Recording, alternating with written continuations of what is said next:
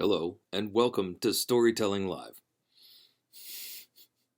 I have taped this 3 different times. I'm not tape. We're not using tape anymore. This is all digital. Anyway, I said I've done this. This is the third time. I mean, I did it first last Saturday for tonight.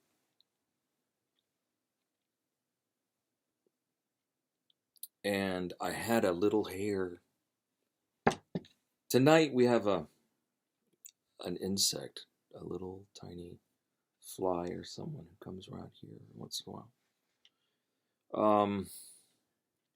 So I had a little hair that was like not even connected to my beard. It was just a piece of beard hair, but that was like sort of, it was like loosely attached. I could have just brushed it off. I don't know, man. How's it looking tonight? I don't know, man. Thank God I've only got half of my beard to worry about because the other half is probably furry like Sasquatch or something, right? Anyway, I've got 3 pieces for you tonight. 2 little short tales, and then a poem that's kind of like also a story.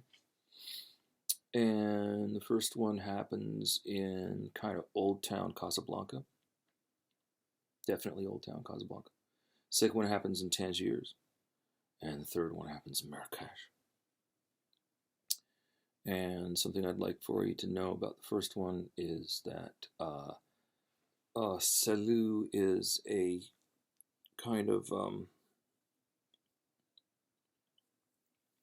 it's a dessert with it's like a powder, toasted almond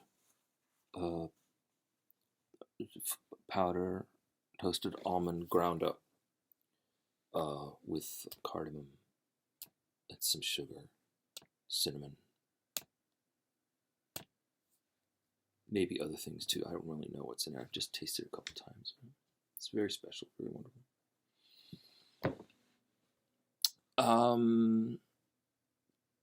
In the old days, they used to slaughter a lamb. Maybe they still do for the birth of a child, to commemorate the birth of a child.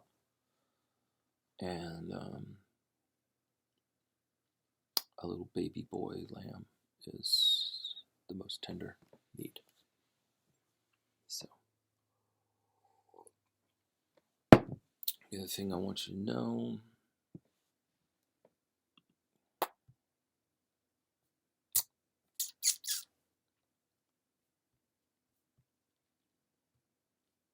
that it's, well, the hand of Fatima.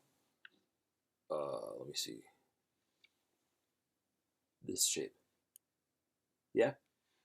You know it probably. Good luck charm. Every once in a while, in the stomach of, usually more it's a goat, but sometimes it could be a lamb. So in the stomach of this lamb, they find a talisman. And it's usually in a goat, where you find the grass becomes knotted into a particular shape. Let me see. What else do you need to know about this? Oh, damn it. Let's just have nap hour. That'd be cool. But we're not gonna. It's story time. So my mother got her. Speaking about why we're doing story time, we know why we're doing story time, but my mother got her vaccine today, and my aunt got one a while ago, and another aunt of mine got one a while ago. My uncle got one a while ago. That's a loud motorcycle on the street. Otherwise, the town's really quiet tonight. It's beautiful to have that. I just went walking for about 2 hours, and I'm kind of bushed. But I needed to record this and get it ready and get it up for tonight. So, let's see. The poster art for tonight is a photo I took of one of the tiny little alleys in Marrakesh, and we're going to talk about that later. Let me just get through the first story. Welcome to Storytelling Live. I'm glad you're here. Thank you for showing up. Cool. 3 nice little stories for you. First one, Lamb's Blood, is also from Fiercer Monsters. So get that. Get it from Nomadic Press. It's wonderful. Anyway, Lamb's Blood. See if I can read it all the way through without crazy hair or, I don't know, bug, like, okay. The Lamb's Blood. August 4th, 1975. Dear nephew. Oh, I do have an uncle who is just a little bit older than I am. And we did have a little tiny bit of tension. And there is a film that does exist of the party and or the slaughter of the lamb or something like that, what happened when I was born, when they found out about my birth. Apparently that my uncle did tell me about that, and apparently it does exist. I mean, I'm not sure, what's true anymore and what's false. So that's enough for me to generate this tale. August 4th, 1975. Dear nephew. The blood of the lamb we slew on the day of your birth flowed profusely. It was of a deeper red than usual. It overflowed our courtyard and moved to bless the neighboring houses. Then it blanketed the tiny streets of our city ankle-deep in thick purple mud, stopping traffic and soaking pedestrians. The blood moved in flows. It heaped itself in corners and mounded against buildings in drifts and congealed there. It buried front doorsteps rising all the way up to the flower boxes. It was determined that houses with blood up to the windows that high were the luckier families. Over the following days, the blood was carefully scooped away and saved. They said it brought baraka, good fortune. It was shaped and fired into the hand of Fatima for protection and bowls for ablutions. They made cups and plates out of it, but soon there were warnings not to use them. People were going crazy with the delight from exposure to the ceramics, like a drug-induced euphoria. It was said that the clay belonged to the devilish jinn of the dirt and had not been officially requisitioned from these ifrit by the townspeople, who were thereby subject to any kind of attack when in possession of the ceramics or in their proximity. After all, blood is half earth and half ocean, so asking permissions from the correct spirits can be unclear. The jinn are known to wait to pounce on a person walking an earthen path, for instance, in crossing the courtyard on the way to the bathroom at night. That's when they slip under the skin of the human and claw them to death from the inside out. The jinn can also kill slowly by putting a disease into the flesh of a person so their limbs fall off, one by one, year after year. Other victims were stricken in their sleep. They were found in the morning having strangled their lovers and themselves to prevent this kind of disaster. People broke their plates and buried them, but some people chose to hide them. They saved a few pieces each. They were beautiful. The ceramics were famous for their particular dark purple hue and perfectly smooth, for the clay had no grains. It was as pure material as any fine glass or china. For the safety of the ceramics and the families, they were nervously tucked into crawl spaces under the houses, but above the ground, to remain out of reach of the dirt jinn. And then we heard rumors of secret late-night parties. Couples and groups would lay with one another in the candlelight and serve milk and salute on the plates and spoon it into one another's mouth. The gatherings would grow close and swelter as if they had been smoking keef. The lights would grow dim on their own, and the pillows and the sheepskins laid over the carpets on the floor would warm and soften, and the incense would burn and bring the walls in closer, just as the air would hang thick under the released excitement. Skin of male and female became revealed and may have also touched.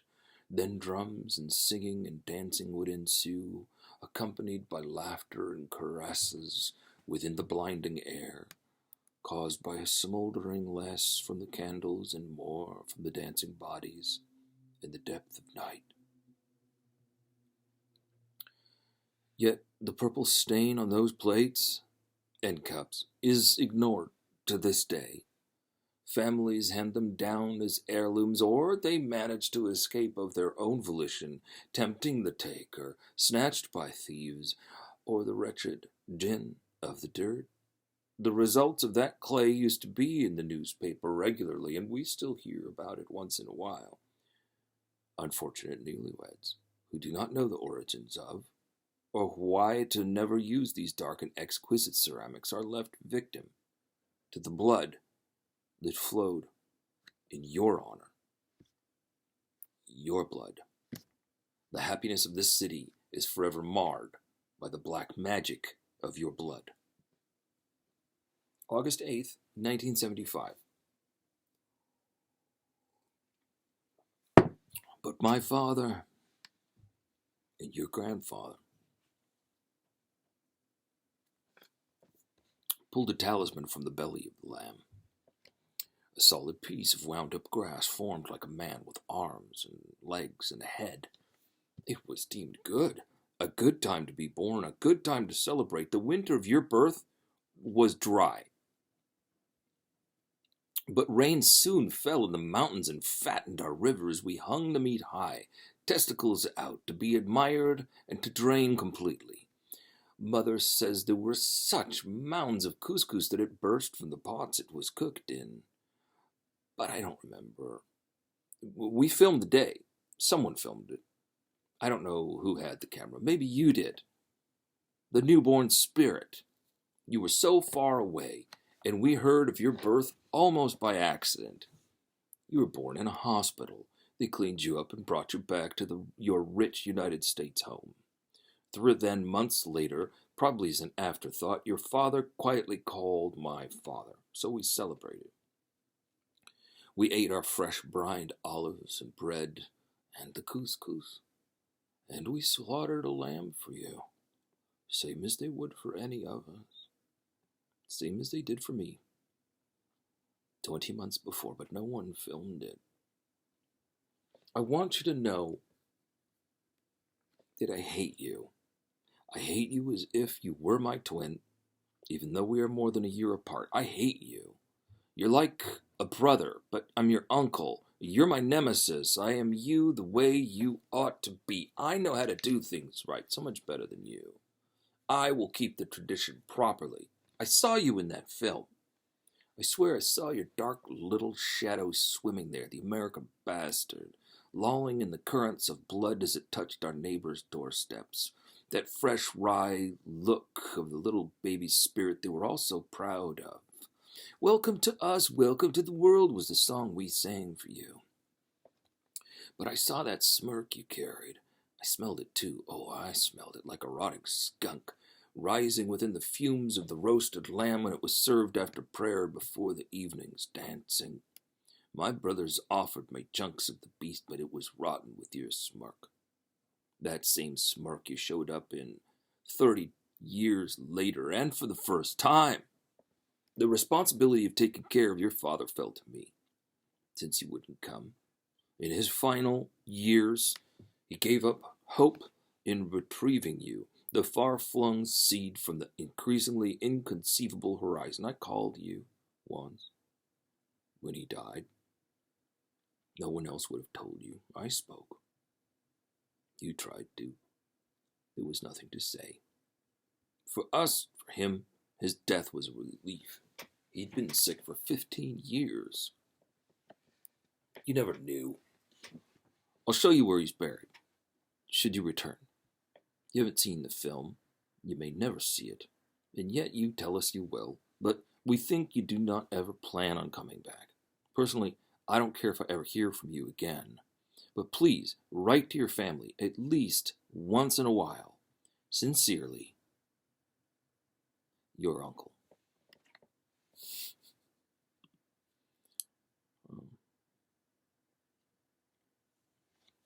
None of that's true. None of that's true. So, let's see. This one's called Oracle of Tangier. And, I don't know. I'm kind of working on it. So, for this one, for this one, set in Tangier, and the Oracle of Tangier's name is Abdurrahim, and that is my father's name. And he never lived in Tangier. He lived in Fez and also Casablanca and Rabat and Saleh and San Luis Obispo and Los Angeles. But I don't know, maybe he did live in Tangier, who knows. But this is not him, it's just a man who's got the very same name. What else do you need to know? I'm still writing it, you know. I think I'm still working on it. I wrote it a while ago, and I thought it was done a while ago. Now I'm taking another look at it and reading it for you tonight, or reading it for you the last time, which you did not hear because I have erased that recording. But reading it for you tonight will also be instructive for me, so I'm like working it out right now. Maybe not. Maybe it's done tonight. I'm not sure. Okay, Oracle of Tangier. Yes, come in. Assalamu alaikum. Harba. Yes, please sit down. Harba.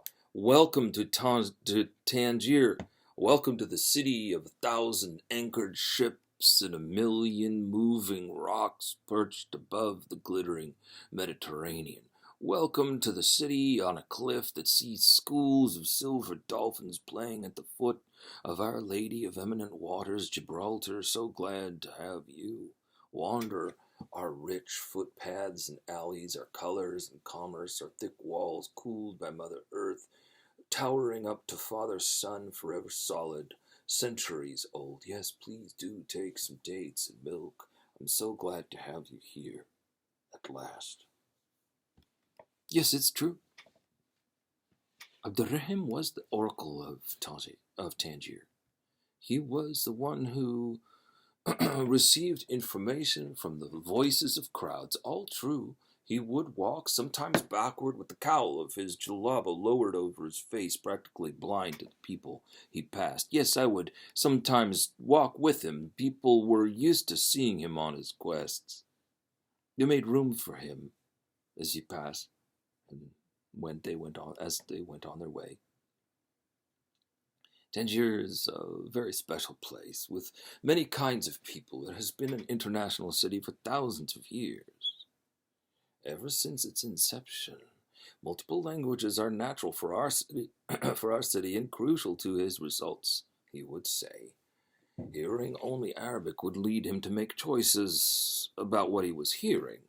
The information would be contaminated, you see, by his conscious mind.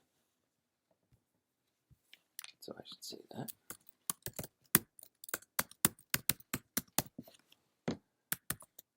Yes, from the buzzing of the crowd emerged a single voice telling him information that he would jot down on small pieces of paper, anything he could find, sitting with an orange soda at the sandwich shop or on a bench at the square, an audience of the frenzied children there, kicking a ball back and forth.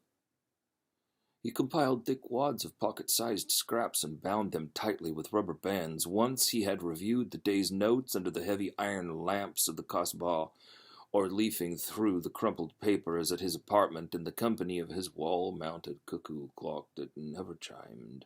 Yes, he was infamous for squirreling useless devices from the souk for the sole purpose of disassembling them. He would stow the cosmic bundles in his magic shelves that covered 2 entire walls of one corner of his abode, all the way up to the ceiling. People from many towns would knock on his door with questions about their future, relationships, or medicine. He would close their eyes, turn them around 3 times, and set them off in the direction of his corner of shelves. They were told to point anywhere, and he would take down the nearest bundle of papers, which he would fan out face down on the coffee table. Then they would choose one of the burnished sheets, flip it over, and there they would find their answer every time. The results were miraculous and tender, showing a personal interest and telling of details that only the questioner could know. The notes were written in the form of aphorisms. Yes, the words of an aphorism might be easily extrapolated, but whatever people found in Abderrahim's scrawls would suit their needs to the T, unequivocally and consistently. Yes, it was so. His work with the voices gleaned from crowds also had him doing their bidding, fixing the future, altering the past, and dreaming the results. Each night he would set himself to sleep comfortably and walk through domains that he would record the following morning. He was a real cosmic treader, a chronicler of the inexplicable. Aphorisms were his most accessible form of communication.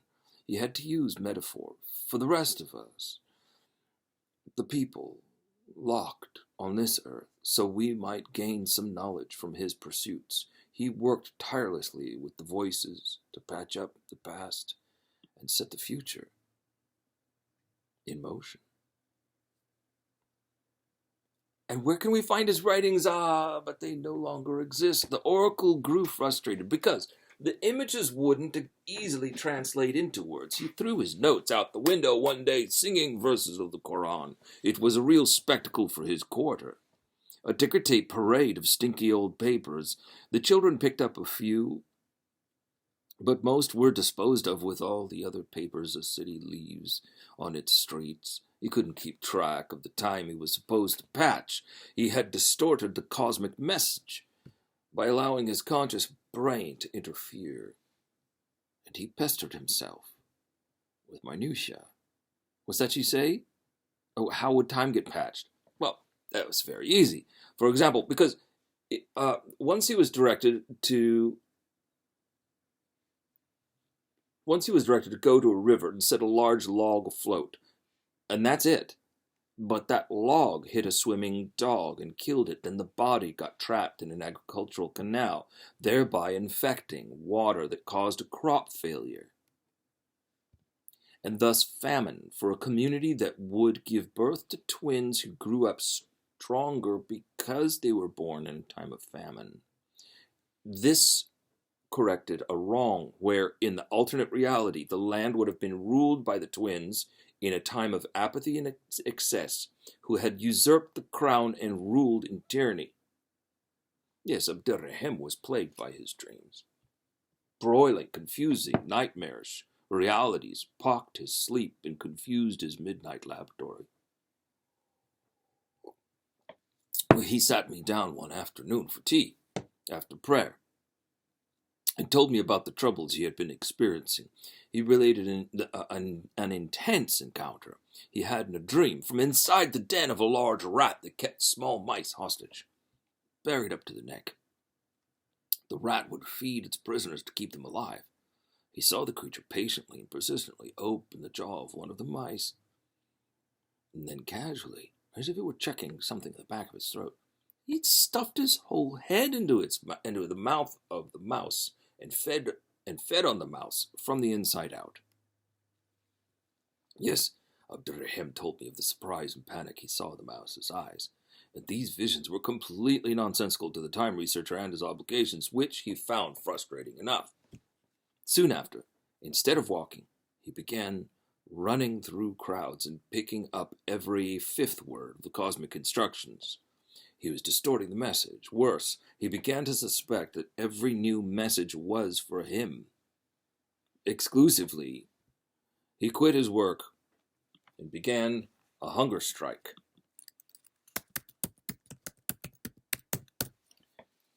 Abdurrahim died drinking green tea one morning as a theater group came into town with elephants. His death made no sense at all, and nothing amazing came up in his place. His building was sold right away, and the new owner restored it to its original condition, which meant that his apartment was demolished to make way for a small fountain in a tiled courtyard, crowned by a pyramid skylight 2 floors above.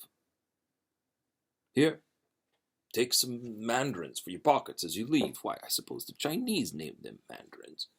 Your people renamed them after our city, where we first gave them to you, and where they are originally from, these little feminine denizens.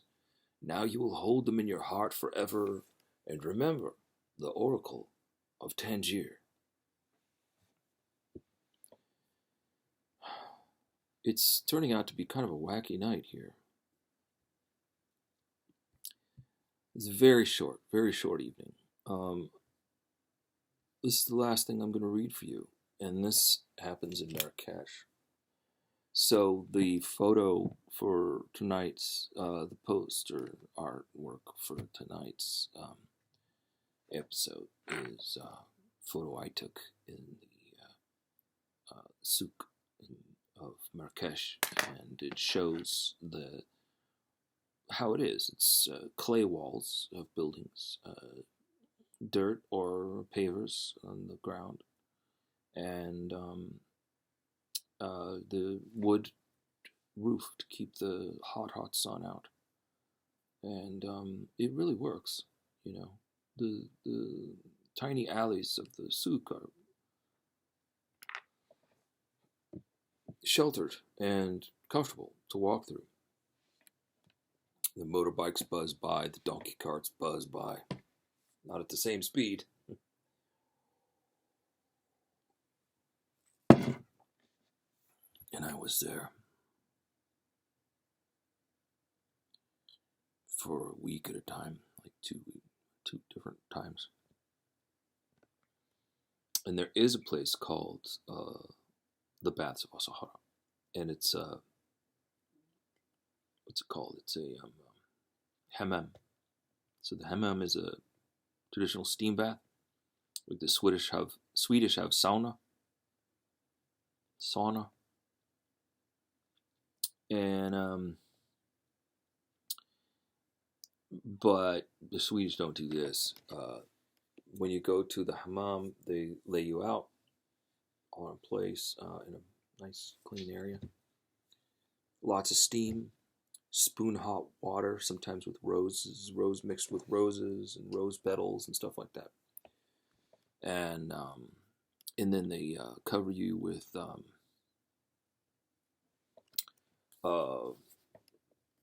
dark putty.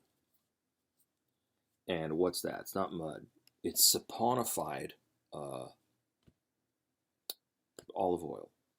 So when they take vegetable oil and make margarine out of it, it's kind of like that. They churn or mix or whip olive oil until it saponifies. I think that's how they make it, man. I mean, don't check me, man. Or check me and figure it out. It's a brown putty, and they mix herbs in with it, sometimes mint or something. But just that Moroccan soap, black soap, is very good for the skin. And they cover you with it, and then they let you soak for a while, and then they come back around with an exfoliating glove and wipe you down in a way that really actually not only cleans the skin itself, not only scrapes off a few layers, but it activates the lymphatic system. It's very nice, very cool. And yeah, this is it. I think, I don't know if you can see it tonight, right now, but I have incense burning, and so the place is not on fire, but there is incense burning in the room. That's the way I roll, baby. So,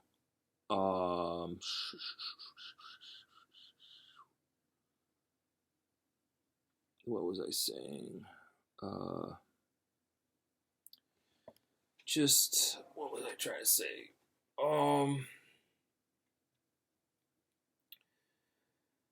When I remember this one time, they give you disposable shorts to wear, and you lie down when they treat you. And I was, flipping over, like, I give up. You just give up your conscious control. I was just a giant Yusuf-sized slug, It's hot. It's when you get really not dizzy, but it's really a euphoria, and I looked down at my shorts, and they were covered with like white speckles, like chips of little flakes. I said, "Well, what is that?" "That, sir, is your skin," they told me.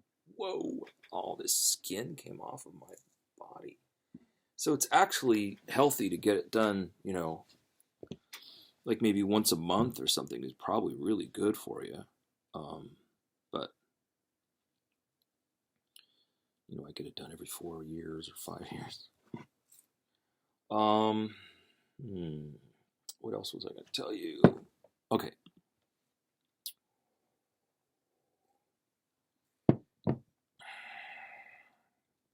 There is a character shows up in the Baths of Asahara named Tariq Jazuli. And Tariq Jazuli is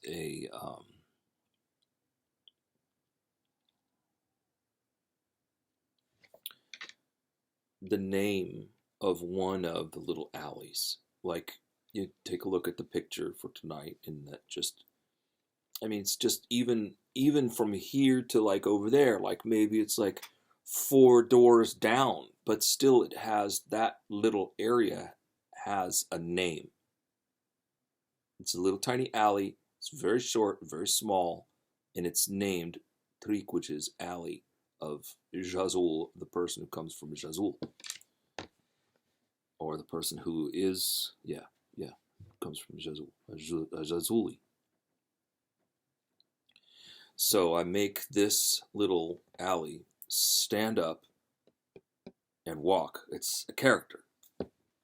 It, like, there's a trope of rivers as characters, or towns as characters that are personified. Anyway, you got me, right? So, to the Baths of Asahara. Your water starts to flow with the blood of the killed by lions in the high Atlas Mountains. Oh, and this poem was recently translated into Arabic by a friend of mine in Morocco. And it will hopefully show up in the papers in Morocco at some point.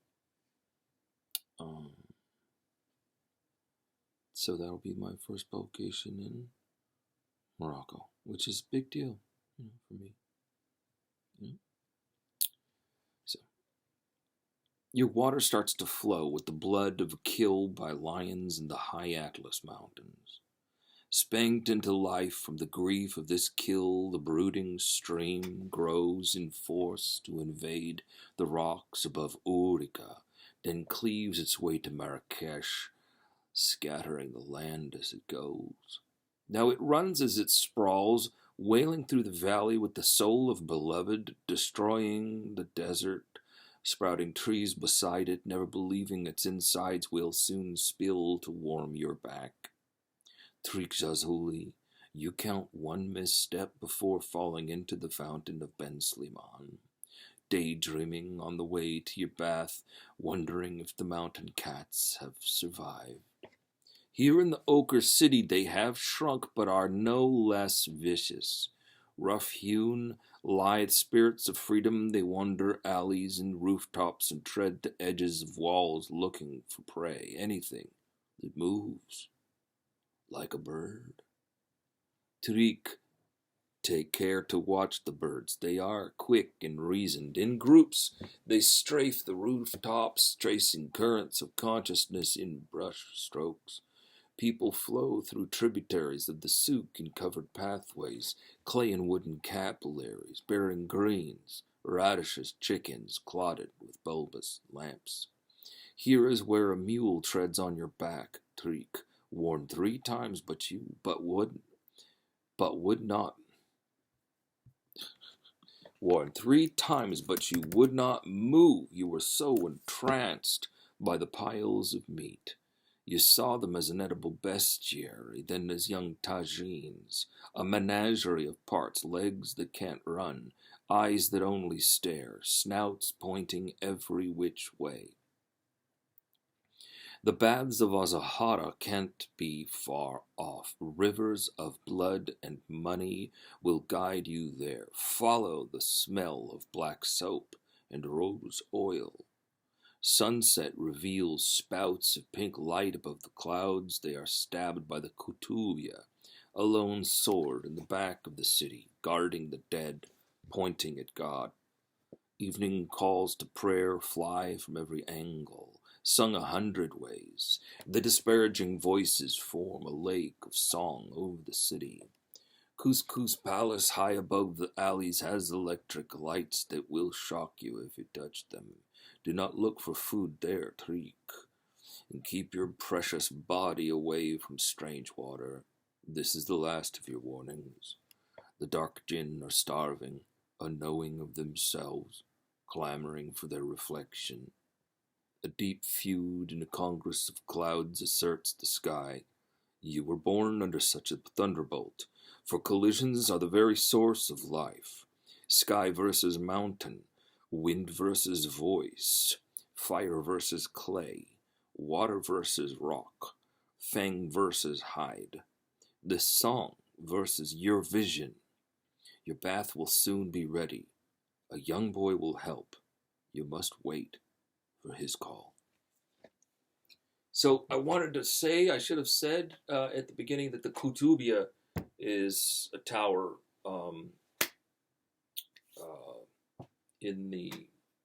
the mosque, the main mosque of Marrakesh. And if you say, I'll meet you by the Kutubia, everyone knows where the Kutubia is. Except I didn't know, what was that, 4 or 5 years ago. It's like, what's that? Oh, that. I don't know. I'd never been there before. I was like on day 1. I was there, I mean, as a young man, but it's totally different. And of course, that minaret was the first thing that they put in there. Anyway, never mind me. Well, things are moving over here. I hope things are moving over there. Wish you very, very, very, very good health. Thank you so much for hanging with me tonight. 3 special little short stories. The last actually 2, and then a poem. I hope to hear from you soon. And take care of yourself and your own.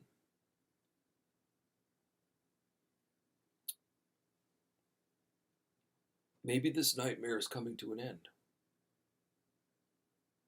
Who knows? Anyway, I will for sure see you next week. Thank you, and good night.